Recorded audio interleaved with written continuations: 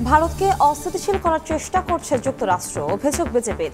বিরোধী দলীয় নেতা রাহুল গান্ধী সহ একদল অনুসন্ধানী সাংবাদিকের বিরুদ্ধে অভিযোগ। আগামী বছর রাজনৈতিক সরকার দেখবে দেশের মানুষ, মন্তব্য শিক্ষা ও পরিকল্পনা উপদেষ্টার। সুষ্ঠু নির্বাচনে ফল যাই হোক মেনে নেওয়ার ঘোষণা তারেক রহমানের।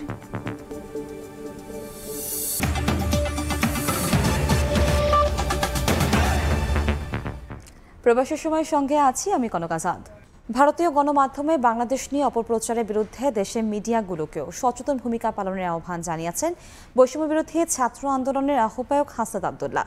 ফ্যাসিবাদীদের ষড়যন্ত্র ঠেকাতে সবাইকে সতর্ক থাকার আহ্বান জানিয়েছেন তিনি। বৈষম্য বিরোধী ছাত্র আন্দোলনের নেতা ও জুলাই বিপ্লবের বীর সেনাদের সংবর্ধনা দেয়া হলো কুমিল্লায়। লাকসাম পাইলট হাই স্কুল মাঠে এ আয়োজনে মতবিনিময় সভায় যোগ দেন সংগঠনের আহ্বায়ক হাসনাত আব্দুল্লাহ সহ কেন্দ্রীয় নির্বাহী কমিটির সদস্য রিফাত রশিদ, নুসরাত তাবাসসুম, তরিকুল ইসলাম, সিনথিয়া জাহিন আয়েশা ও কুমিল্লা জেলার আহ্বায়ক মোহাম্মদ সাকিব হোসাইন। অনুষ্ঠানে সাংবাদিকদের প্রশ্নের উত্তরে হাসনাত আব্দুল্লাহ বলেন, ভারতীয় মিডিয়ায় বাংলাদেশ নিয়ে অপপ্রচারের বিরুদ্ধে দেশের গণমাধ্যমগুলোকেও সোচ্চার হতে হবে। আমাদের বাংলাদেশি যে গণমাধ্যম রয়েছে, এই গণমাধ্যমের উচিত যে বাংলাদেশে যে আসলেই আমাদের যে সাম্প্রদায়িক সম্প্রীতি রয়েছে, কোনো ধরনের ক্ষুদ্র নৃগোষ্ঠী অথবা হিন্দু মুসলিম বৌদ্ধের আমাদের যে একটি সুন্দর সাম্প্রদায়িক সম্প্রীতিটি রয়েছে, এগুলো তুলে ধরা। তারই সাথে সাথে ভারত যে মিডিয়া প্রপাগান্ডা চালাচ্ছে সেগুলোর বিরুদ্ধে কাউন্টার প্রপাগান্ডা সেল গঠন করে সেগুলোর বিরুদ্ধে আমাদের দেশের মিডিয়ারও সরব উপস্থিতি প্রয়োজন। গুম হত্যার বিচার না হওয়া পর্যন্ত আওয়ামী লীগ ও তার দোসর জাতীয় পার্টির পুনর্বাসনের সুযোগ নেই জানিয়ে ফ্যাসিবাদীদের ফিরে আসা ঠেকাতে সবাইকে সতর্ক থাকার আহ্বান জানান হাসনাত। বিচার নিশ্চিত না হওয়া পর্যন্ত তাদের পুনর্বাসনের যে আলাপটি জাতীয় পার্টি দিচ্ছে, এটি একটি ফ্যাসিবাদের আরেকটি দোসর। উপরে ভর করেই কিন্তু ফ্যাসিবাদ ডালপালা গজিয়ে মহিরূপে বেড়ে উঠেছে। সুতরাং জাতীয় পার্টি যদি মনে করে আবার তারা শেষ কয়েকদিন আন্দোলনের আগে পিছনে থেকে আবার তারা মেইন স্ট্রিমে চলে আসবে, তাহলে জাতীয় পার্টি ভুল ভাবছে। জাতীয় পার্টি আওয়ামী দূষর হিসেবেই তারা ইতিহাসে স্বীকৃত থাকবে। পরে বৈষম্য বিরোধী ছাত্র আন্দোলনে শহীদ পরিবারের সদস্য ও সমন্বয়কদের হাতে সম্মাননা স্মারক তুলে দেয়া হয়। সময় সংবাদ, কুমিল্লা। সার্বভৌমত্বের ওপর আঘাত এলে ছাড় দেওয়া হবে না বলে ভারতের প্রতি হুঁশিয়ারি দিয়েছেন বিএনপির মহাসচিব মির্জা ফখরুল ইসলাম আলমগীর। স্থানীয় সময় শনিবার লন্ডনে সাংবাদিকদের সঙ্গে মত বিনিময় সময় তিনি জানান, দেশে এখন জাতীয় সরকার গঠনের কোনো প্রস্তাব দেয়নি বিএনপি। আমার সার্বভৌমত্বের পরে যদি কোনো হাত পড়ে সেটা আমরা কোন বিষয় দেব, আমরা পরিষ্কার করে বলেছি যে আমার ভেতরের আমার দেশের কাজ আমি সিদ্ধান্ত নেব, অন্য কেউ সিদ্ধান্ত। এখানে যদি কেউ আমাকে নির্দেশ করবে, ওই বড় দাদাগিরি করবে, সেটা আমরা কখনই মেনে নেব না। এবং আমরা যে সিদ্ধান্তের সাথে স্বাধীন করেছি, সেই স্বাধীন করতে কিন্তু আমরা পাকিস্তান থেকে বেরিয়ে এসেছি ভারতের পেটের মধ্যে ঢোকার জন্য নয়। এটা খুব পরিষ্কার করে বলার চেষ্টা করবো। জাতীয় সরকার গঠনের কোনো কথা আমরা বলি না, কারণ আমরা মনে করি যে এখন যে সরকারটা আছে, আমরা এটা মনে করি আমাদের জাতীয় সরকার এসে ভালো কিছু হবে না, বরং জাতীয় সরকার আসতে আরো বেশি সমস্যা তৈরি হবে। ভারতীয় আগ্রাসনের বিরুদ্ধে এবার রাজপথে নামলেন সশস্ত্র বাহিনীর অবসরপ্রাপ্ত সদস্যরা। শনিবার সকালে রাজধানীর মহাখালীতে সমাবেশ ও বিক্ষোভ মিছিল থেকে দেশের বিরুদ্ধে অভ্যন্তরীণ আন্তর্জাতিক যে কোনো ষড়যন্ত্র রুখে দেওয়ার হুঁশিয়ারি দেন তারা। জনগণের পাশে থাকার বার্তা দিয়ে সশস্ত্র বাহিনীর অবসরপ্রাপ্ত কর্মকর্তারা বলেন, স্বাধীনতা ও সার্বভৌমত্বের উপর সুরক্ষায় রাজনৈতিক বিভাজন ভুলে এক থাকতে হবে সবাইকে।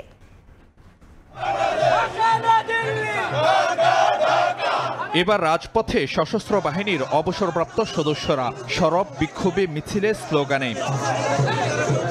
ভারতীয় আগ্রাসনের বিরুদ্ধে জাতীয় ঐক্যের ডাক দিয়ে সকালে রাজধানীর রাওয়া কমপ্লেক্সের সামনে থেকে শুরু হয় বিক্ষোভ মিছিল। জাহাঙ্গীর গেট, বিজয় সরণি হয়ে আবারও রাওয়া কমপ্লেক্সমুখী মিছিলে আওয়াজ ওঠে আধিপত্যবাদ রুখে দেয়ার। সশস্ত্র বাহিনীর অবসরপ্রাপ্ত সদস্যরা বলেন, নতজানু নয়, পররাষ্ট্র নীতি হবে ন্যায্যতা ও মর্যাদার ভিত্তিতে। আমাদের শাসক যারা ছিল কম বেশি সবাই ভারতের গোলামি করে গেছে। কারো আধিপত্য মেনে নেওয়ার জন্য আমাদের জন্ম হয়নি, আমরা রিটায়ার্ড করেছি কিন্তু টায়ার্ড হয়নি। প্রথমে ডিপ্লোম্যাটিক, তারপরে আন্তর্জাতিক অন্যান্য প্রচেষ্টা, আর যদি সেটাও ব্যর্থ হয় তাহলে যা হওয়ার হবে। বিক্ষোভ মিছিলে সাধারণ মানুষের অংশগ্রহণও ছিল চোখে পড়ার মতো। তারা যদি আমাদের সাথে কোনো অপশক্তি সংগ্রামে লিপ্ত হতে চায় তো ডাইরেক্টলি আমরা সংগ্রামে লিপ্ত হব। মাতব্বরি করলে শুধুমাত্র কিন্তু সেনাবাহিনী নয়, বাংলাদেশের জনগণও জান প্রাণ দিয়ে লড়াই করবে। বিক্ষোভ মিছিলের আগে রাওয়া কমপ্লেক্সে সংক্ষিপ্ত সমাবেশে রাজনৈতিক বিভাজন ভুলে সবাইকে এক থাকার আহ্বান জানান বক্তারা।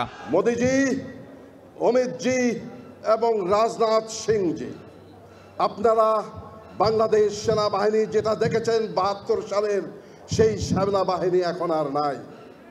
আমরা এখন যুদ্ধোপযোগী এবং যে কোনো শত্রু মোকাবেলায় প্রস্তুত। বাংলাদেশের বিরুদ্ধে আভ্যন্তরীণ আন্তর্জাতিক যে কোনো ধরনের ষড়যন্ত্র হবে, আমরা আপনাদের সকলকে সাথে নিয়ে সেই ষড়যন্ত্রকে রুখে দিতে চাই। এদিকে জাতীয় প্রেস ক্লাবের সামনে জাতীয়তাবাদী সাংবাদিক ফোরাম আয়োজিত বিক্ষোভ সমাবেশেও ভারতীয় আগ্রাসনের বিরুদ্ধে ঐক্যবদ্ধ থাকার আহ্বান জানান বক্তারা। ফারুক ভিয়া, রবিন, সময় সংবাদ, ঢাকা। ভারতকে অস্থিতিশীল করার চেষ্টা করছে যুক্তরাষ্ট্র, এমন অভিযোগ করেছে ক্ষমতাসীন দল বিজেপি। বিরোধী দলীয় নেতা রাহুল গান্ধী সহ একদল অনুসন্ধানী সাংবাদিকের বিরুদ্ধেও অভিযোগ তুলেছে দলটি। মার্কিন অর্থায়নে পরিচালিত ডিপ স্টেট নরেন্দ্র মোদীর ভাবমূর্তি খুনের চেষ্টা করছে বলেও দাবি বিজেপির। এমন অভিযোগকে দুঃখজনক বলে মন্তব্য করেছে মার্কিন পররাষ্ট্র দফতর। যুক্তরাষ্ট্র ও ভারতের মধ্যে ২ দশকের বন্ধুত্বপূর্ণ সম্পর্ক। কিছু ইস্যুতে মতপার্থক্য থাকলেও দ্বিপাক্ষিক সম্পর্ককে এগিয়ে নেওয়ার প্রতিশ্রুতি প্রায়ই ব্যক্ত করে দুই দেশ। তবে এবার ভারত সরকারের তরফ থেকে বড় এক অভিযোগ উঠেছে মার্কিন প্রশাসনের বিরুদ্ধে। নরেন্দ্র মোদীর দল বিজেপির অভিযোগ, ভারতকে অস্থিতিশীল করার চেষ্টা করছে যুক্তরাষ্ট্র। সামাজিক মাধ্যম এক্সে করা ধারাবাহিক পোস্টে বিজেপি বলেছে, প্রধানমন্ত্রী নরেন্দ্র মোদীকে লক্ষ্যবস্তু করার মাধ্যমে ভারতকে অস্থিতিশীল করার স্পষ্ট লক্ষ্য নিয়ে এগিয়ে চলেছে ডিপ স্টেট বা সরকারের ওপর গোপনে নিয়ন্ত্রণ করা সরকারি বা সামরিক কর্মকর্তাদের সংঘ। আর এই এজেন্ডার পেছনে রয়েছে যুক্তরাষ্ট্রের পররাষ্ট্র দপ্তর। এই এজেন্ডা পূরণে অনুসন্ধানী সাংবাদিকদের বৈশ্বিক নেটওয়ার্ক ওসিসিআরপি মাধ্যম হিসেবে কাজ করছে বলেও অভিযোগ দলটির। বিজেপির আর অভিযোগ, ওসিসিআরপির নিবন্ধনগুলো ব্যবহার করছে রাহুল গান্ধীর কংগ্রেস। এসব নিবন্ধে আদানি গ্রুপ এবং সরকারের সঙ্গে তাদের ঘনিষ্ঠতার অভিযোগ নিয়ে একতরফাভাবে লেখা হয়েছে বলে দাবি বিজেপির। এর মাধ্যমে নরেন্দ্র মোদীর ভাবমূর্তি খুনের চেষ্টা করা হচ্ছে। তবে বিজেপির এমন অভিযোগকে দুঃখজনক বলে মন্তব্য করেছে যুক্তরাষ্ট্র। এ বিষয়ে দেশটির পররাষ্ট্র দফতর জানিয়েছে, মার্কিন সরকার সাংবাদিকদের পেশাগত উন্নয়ন এবং দক্ষতা বৃদ্ধির জন্য সহায়তা দেয়। তবে এই সহায়তা এই মিডিয়া সংস্থাগুলোর সম্পাদকীয় সিদ্ধান্ত বা দিক নির্দেশনাকে প্রভাবিত করে না। অন্যদিকে ওসিসিআরপি এক বিবৃতিতে জানিয়েছে, তারা একটি স্বাধীন গণমাধ্যম সংস্থা, কোনো রাজনৈতিক দলের সঙ্গে তাদের সংশ্লিষ্টতা নেই। ফরহাদ চৌধুরী, সময় সংবাদ। দেশের মানুষ আগামী বছর রাজনৈতিক সরকার দেখবে বলে মনে করেন অন্তর্বর্তী সরকারের শিক্ষা ও পরিকল্পনা উপদেষ্টা। গুলশানে বিআইডিএস এর আয়োজনে স্বল্পোন্নত দেশের তালিকা থেকে বাংলাদেশের বের হওয়ার পক্ষে অভিমত তুলে ধরেন তিনি। একই আয়োজনে সিপিডির চেয়ারম্যান রেহমান সুবহান বলেন, বিরোধী দলহীন 3বার নির্বাচনের কারণে সংসদ সদস্যরা যেমন নিজেদের জমিদার ভাবতেন, তেমনি রাজনৈতিক দলগুলো অগণতান্ত্রিক সংগঠনে পরিণত হয়েছে। হাসিনা সরকারের পতনের পর গেল আগস্ট থেকে দেশে চলমান নানা সংস্কারের মধ্যে সবচেয়ে বড় যে প্রশ্ন জেগেছে সাধারণ মানুষের মনে, এবার সেই প্রশ্ন নিয়ে ব্যক্তিগত অভিমত দিলেন পরিকল্পনা ও শিক্ষা উপদেষ্টা। বললেন, আগামী বছরই রাজনৈতিক সরকার দেখবে দেশের মানুষ। আমাদের এই গভর্নমেন্টটা খুব স্বল্পকালীন, এটা তো আমি ব্যক্তিগতভাবে মনে করি আগামী বছরই আমরা একটা রাজনৈতিকভাবে নির্বাচিত সরকার দেখব। আমার ব্যক্তিগত মতামত, জানি না কি হবে। শনিবার সকালে গুলশানে বিআইডিএস আয়োজিত 4 দিনব্যাপী বার্ষিক সম্মেলনে স্বল্পোন্নত দেশ থেকে উন্নয়নশীল দেশের চূড়ান্ত স্বীকৃতি নিয়ে সৃষ্ট সমালোচনারও জবাব দেন পরিকল্পনা উপদেষ্টা। ইটস ভেরি ডিগ্রেডিং একটা কান্ট্রিকে যখন বলতে হয় যে আমরা এখনো কোয়ালিফাই করিনি। বিভিন্ন দেশের কাছে আমরা বলতে পারি যে আমরা এখনো বিভিন্ন অসুবিধায় আছি বলে, যদিও আমরা এলডিসি থেকে বেরিয়ে গেছি, তবুও ইউনিল্যাটারাল কনসেশনে আমাদেরকে আরো কিছুদিন রাখবে কিনা। এর পরের সেশনে অংশ নিয়ে গবেষণা প্রতিষ্ঠান সিপিডির চেয়ারম্যান রেহমান সোবহান বলেন, বিরোধী দলহীন 3 বারের নির্বাচনের কারণে রাজনৈতিক দলগুলো শুধু অগণতান্ত্রিক সংগঠনেই পরিণত হয়নি, সংসদ সদস্যরা নিজেদের জমিদারও ভাবতেন। You need to then identify what are these structural problems. Erosion of judicial independence, parliamentary dysfunction. After all, if you have 3 parliaments without an opposition member of parliament where they were willing to shed blood in order to occupy the zamindari itself. Principal political parties themselves were completely undemocratic organizations. BIDS এর এই সম্মেলনে উত্তরণের পথে মধ্যমায়ের ফাঁদ থেকে বাঁচতে বিনিয়োগ ও আঞ্চলিক বাণিজ্য সম্প্রসারণের পাশাপাশি দ্বিপাক্ষিক সম্পর্ক জোরদারে মানব সম্পদ উন্নয়নে বাংলাদেশকে মনোযোগ দেওয়ার পরামর্শ দেন বিশ্বব্যাংকের মুখ্য অর্থনীতিবিদ ইন্দরমিত এসগিল। কামরুল হাসান সবুজ, সময় সংবাদ, ঢাকা। সুষ্ঠু নির্বাচনে ফল যাই হোক মেনে নেবে বিএনপি। দলের 31 দফা নিয়ে ফরিদপুরে বিভাগীয় কর্মশালায় ভার্চুয়ালি যুক্ত হয়ে কথা বলেছেন তারেক রহমান। জনগণের আস্থা অর্জনে নেতাকর্মীদের কাজ করার নির্দেশ দিয়েছেন দলের ভারপ্রাপ্ত চেয়ারম্যান। ভোটার মাধ্যমে জনগণ যাকে খুশি তাকে ভোট দেবে, এটা 2 মেয়াদে না বাড়ে একটু বাড়ানো যায় কিনা, এই ব্যাপারে আমরা সিদ্ধান্ত নিয়ে ফেলেছি। এখান থেকে আমরা নড়বো না, যেহেতু এটা সিদ্ধান্ত হয়ে গেছে। যে ব্যক্তি প্রধানমন্ত্রী হবে সেই ব্যক্তি পরপর 2 বার হতে পারবে, এর বেশি হতে পারবে না। এটা বিএনপি নীতিগতভাবে সিদ্ধান্ত নিয়ে ফেলেছে, এখান থেকে আমরা নড়বো না। একের পর এক নেতাকর্মীদের সরাসরি প্রশ্ন শুনছেন বিএনপির ভারপ্রাপ্ত চেয়ারম্যান তারেক রহমান, দিচ্ছেন উত্তরও। প্রাইমারিলি আমাদের যেটা চিন্তা ভাবনার মূল বক্তব্য শুরুর আগে ঘণ্টাব্যাপী চলে প্রশ্নোত্তর পর্ব। ফরিদপুর সদর উপজেলা কমপ্লেক্সে আয়োজিত এই বিভাগীয় কর্মশালায় অংশ নেয় ফরিদপুর, রাজবাড়ী, মাদারীপুর, শরীয়তপুর ও গোপালগঞ্জ থেকে আসা নেতাকর্মীরা। প্রশ্ন করেন বিএনপি ঘোষিত 31 দফা নিয়ে। আমরা যেই কথাটি বলছি, জনগণের আস্থা অর্জনে নেতাকর্মীদের কৌশলী হওয়ার পরামর্শ দেন তারেক রহমান। ভুল করলে দল কঠোর সিদ্ধান্ত নিতে দ্বিধা করবে না বলেও হুঁশিয়ার করেন ভারপ্রাপ্ত চেয়ারম্যান। এই জনগণের যে সমর্থন, এই সমর্থনটিকে নেওয়া, এই সমর্থন বা জনগণের যে আস্থা, এই আস্থাটিকে ধরে রাখার দায়িত্ব কিন্তু আপনার এবং আমার, আপনাদের সকলের, আমাদের সকলের। এই আস্থা ধরে রাখার দায়িত্ব কিন্তু জনগণের না।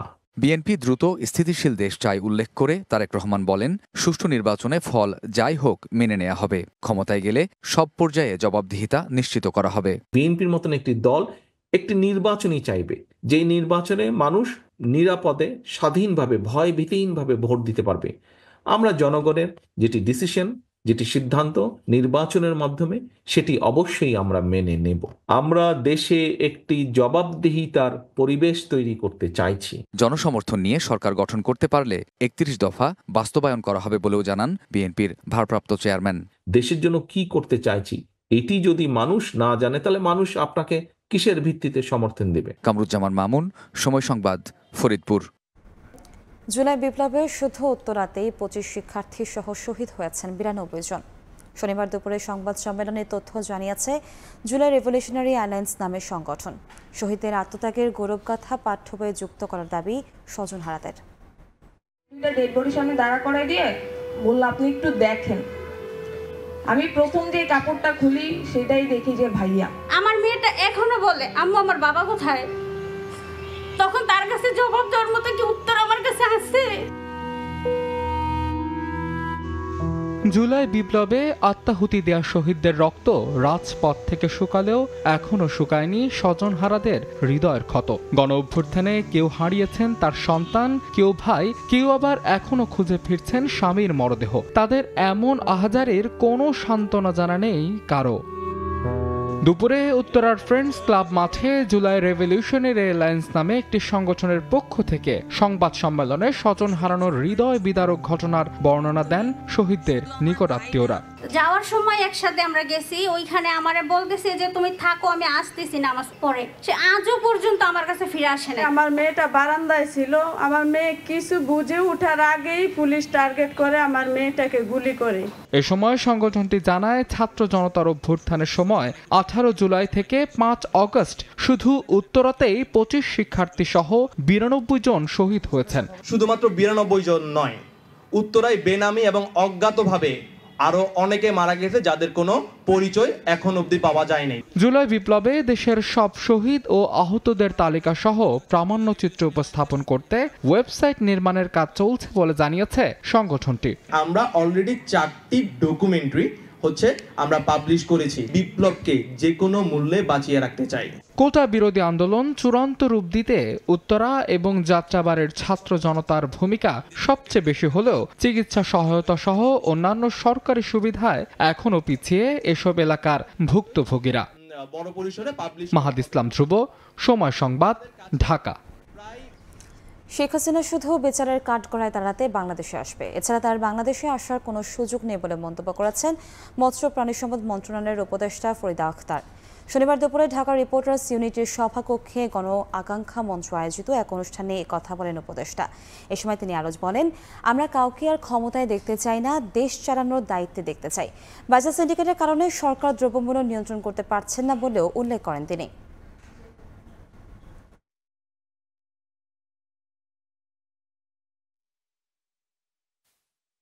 হাসিনা যদি দেশে আসে তাহলে তার বিচারের জন্য আনবো আমরা। হাসিনা দেশে এমনি আসতে পারবে না, হাসিনার বিচার হতেই হবে। এত মৃত্যু শুধু জুলাই আগস্টে ঘটেনি, গত 15 বছরে কত মানুষকে গুম করেছে, খুন করেছে, যখন তখন ধরে নিয়ে গেছে, মেরেছে, আমরা হিসাব দিতে পারবো না। দেখছেন প্রবাসের সময়, সঙ্গী থাকুন। দেশে ব্যবসার সুষ্ঠু পরিবেশ ফিরিয়ে আনতে ঘুষ দুর্নীতি বন্ধের পাশাপাশি রাজনীতিমুক্ত প্রশাসন গড়ে তোলা ও আইন শৃঙ্খলা স্বাভাবিক করার তাগিদ দিয়েছে ব্যবসায়ীদের শীর্ষ সংগঠন এফবিসিসিআই। ব্যবসায়ী নেতাদের এইসব প্রস্তাব কার্যকর করার লক্ষ্যে শীঘ্রই সরকারের কাছে সুপারিশ জমা দেওয়া হবে বলে জানিয়েছেন জনপ্রশাসন সংস্কার কমিশনের প্রধান আব্দুল মুইজ চৌধুরী। জনমুখী, দক্ষ ও নিরপেক্ষ জনপ্রশাসন গড়ে তুলতে এবার এফবিসিসিআই নেতাদের সঙ্গে মতবিনিময় করল জনপ্রশাসন সংস্কার কমিশন। এই সমস্ত ট্রেড বডির শনিবার বিকেলে দেশের শীর্ষ ব্যবসায়ীদের সংগঠনটির কার্যালয়ে সভায় অংশ নেন কমিশনের প্রধান আব্দুল মুইজ চৌধুরী সহ অন্য সদস্যরা। সভায় দুর্নীতিমুক্ত ব্যবসার পরিবেশ নিশ্চিতের পাশাপাশি নিত্যপণ্যের বাজার স্বাভাবিক করতে সরকারের দ্রুত পদক্ষেপ কামনা করেন ব্যবসায়ীরা।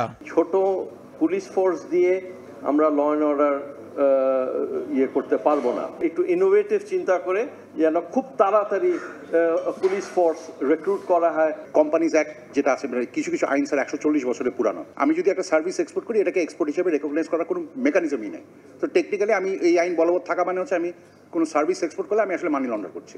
আমাদের বর্তমান জনপ্রশাসন এই $437 বিলিয়ন জিডিপিকে সাপোর্ট করতেই হিমশিম খাচ্ছে। এইটা যখন 800 বিলিয়নে যাবে, it is impossible to support. এটাকে কমপ্লিট রিস্ট্রাকচারিং দরকার স্যার। সব জায়গায় যেগুলো আপনি স্ট্যাটিস্টিক্স দেখেন, সব ভুল তথ্য এবং কোনো অনেক সময় ম্যানিপুলেটেড এবং উপর থেকে আদিষ্ট হয়ে। আমি পরীক্ষায় যখন একবার লাইসেন্স প্রাপ্ত হলাম, প্রতি বছর শুধু আমি রিনিউয়াল ফিটা দিয়ে দেবো, বাস। আমার আর সরকারের কোনো সংস্থার কাছে কোনো অফিসে যেতে হবে না। আপনি যখনই আমি যাব তখনই ঘুষের ব্যাপারটা আসবে। দুর্নীতির বিরুদ্ধে ব্যবস্থা নেয়ার বিধান থাকলেও কার্যকর করা হয় না মন্তব্য করে সংস্কার কমিশনের প্রধান বলেন, শিগগিরই সবার পরামর্শ সহ সুপারিশ সরকারকে দেয়া হবে। যেগুলো আমরা অন্তত ইন্ডিকেটিভ হিসেবে বলে দিতে পারবো যে এই সমস্ত ক্ষেত্রে আরো পরীক্ষা নিরীক্ষা করে ব্যবস্থা গ্রহণ করা দরকার, কিন্তু সলিউশনটা আমরা এই মুহূর্তে বলতে পারবো না। টার্মস অফ রেফারেন্সেও এটা আমরা কভার করতে পারবো না, আর এই সময়ের মধ্যে আমরা করতে পারবো না। কিন্তু যেমন আপনাদের কাছে শুনলাম, এই জিনিসগুলো আমরা অবশ্যই তুলে ধরবো আমাদের প্রতিবেদনে। ব্যবসা বান্ধব দেশ গড়তে ব্যবসায়ীদের ইতিবাচক ভূমিকা রাখারও আহ্বান জানান কমিশন সদস্যরা। আপনাদেরকে আমি এই জন্য আমরা প্রসূন আশিস, সময় সংবাদ, ঢাকা। দেখছেন প্রবাসের সময়। অগ্নিকাণ্ডে ক্ষতিগ্রস্ত হওয়ার 5 বছর পর আজ আনুষ্ঠানিকভাবে আবারও চালু হলো ফ্রান্সের প্যারিসের ঐতিহাসিক নটর ডেম গির্জা। এ উপলক্ষে আয়োজিত অনুষ্ঠানে উপস্থিত আছেন নবনির্বাচিত মার্কিন প্রেসিডেন্ট ডোনাল্ড ট্রাম্প সহ কয়েকজন বিশ্ব নেতা। 2019 সালের 15 এপ্রিল স্থানীয় সময় বিকেলে নটর ডেম গির্জায় আগুন লাগে। এ ঘটনায় মারাত্মকভাবে ক্ষতিগ্রস্ত হয় গির্জার ছাদ, ধসে পড়ে এটির চূড়া। দেশের অভ্যন্তরীণ অস্থিরতার মধ্যেও দ্রুত এটি সংস্কারের মাধ্যমে পুনরুদ্ধার করেছেন ফ্রান্সের প্রেসিডেন্ট।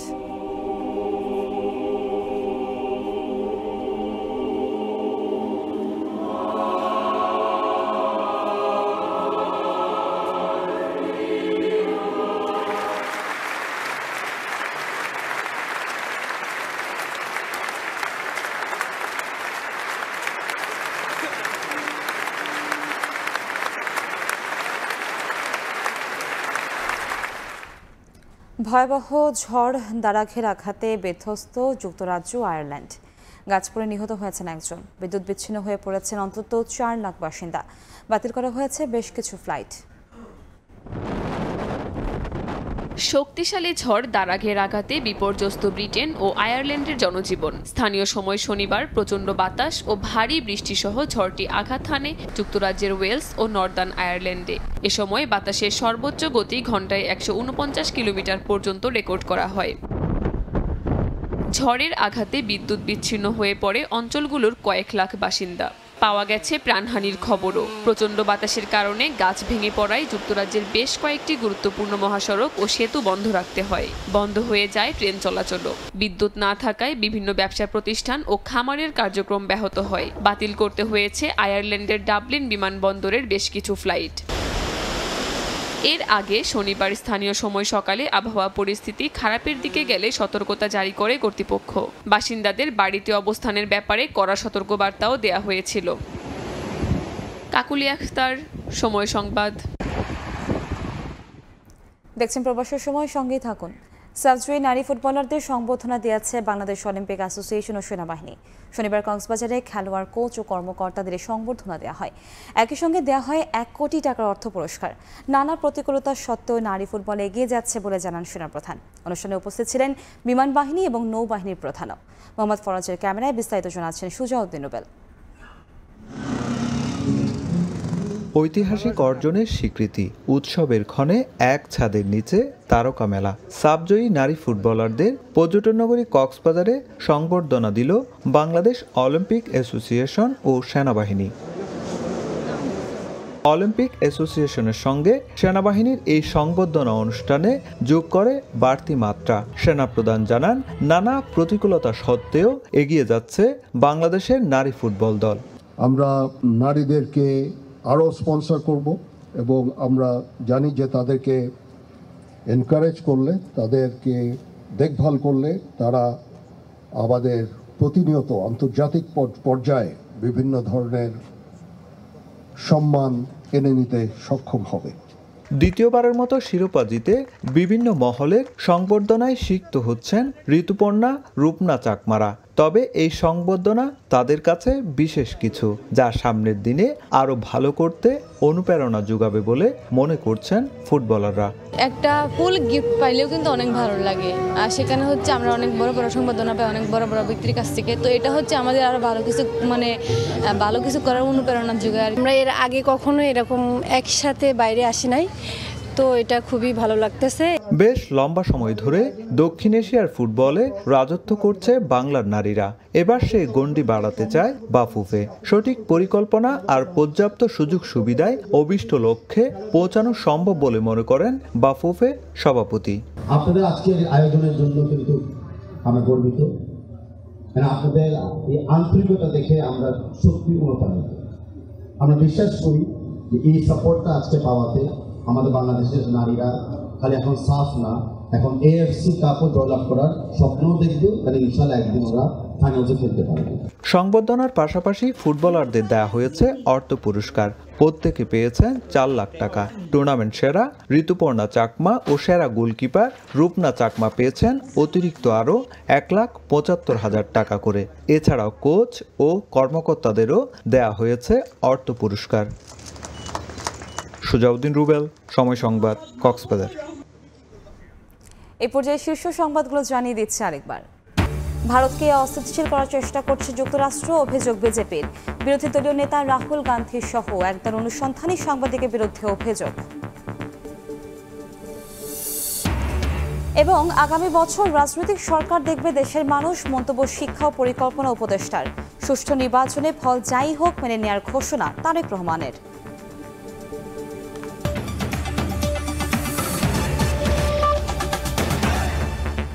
এ ছিল প্রবাসের সময়, সঙ্গেই থাকুন সময়ের।